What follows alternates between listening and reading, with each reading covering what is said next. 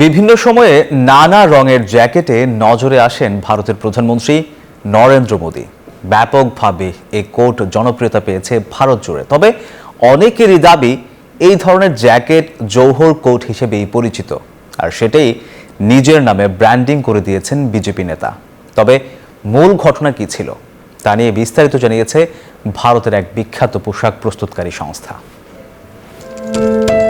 নরেন্দ্র মোদী নামটি শুনলেই চোখের সামনে ভেসে ওঠে হাতাকাটা কোট পরিহিত সাদা চুলদারির এক ব্যক্তির অবয়ব। কখনো কোট ছাড়া কল্পনা এসেছে তাকে এমন মানুষের সংখ্যা একেবারেই কম। মোদী ও কোট যেন একে অপরের পরিপূরক। এই স্টাইলিশ কোট বা জ্যাকেট ভারতের বাজারে মোদি জ্যাকেট নামে পরিচিত। তবে এই কোট নিয়ে বিতর্কেরও শেষ নেই। অনেকেরই মতে কুর্তার উপরে এই ধরনের জ্যাকেট পরিচিত জওহরলাল কোট হিসেবে, আর সেটাই এখন নিজের নামে পরিবর্তন করিয়ে ফেলেছেন মোদি।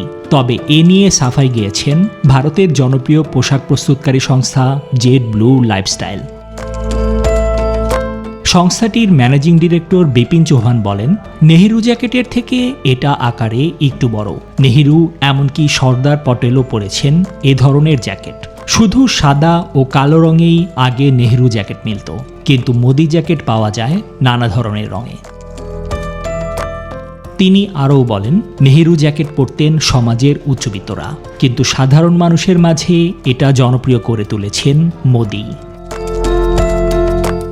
নিবির আমিন, নিউজ 24।